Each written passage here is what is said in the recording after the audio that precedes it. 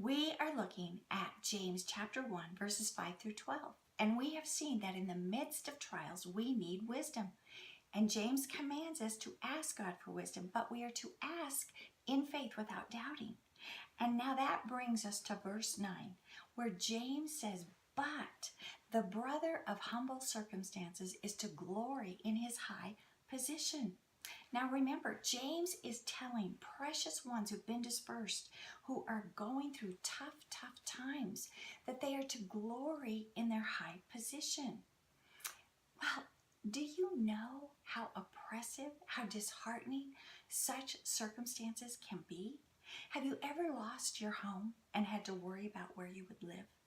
Or perhaps you've lost your job, your retirement, your life savings, and you don't know how you're going to put food on the table or pay your bills. Have you felt absolutely powerless?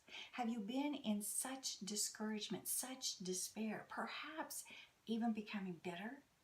I know from experience, you all, that God can use those tough times to allow the things of this earth to grow strangely dim.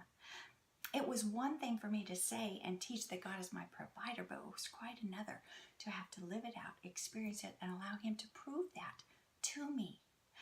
At such times, we begin to evaluate the things that we need versus the things we can do without. It's at those times that we begin to relinquish all our earthly idols, and those times become sweet, delightful, incredible moments with Jesus, where we begin to learn how to cling to Him, to depend upon Him, rely upon Him, trust in Him, and simply rest in Him.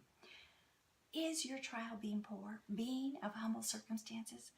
Well, let's go meet with our Lord who loves us, and let's understand what He means when He says we are to glory in our high position.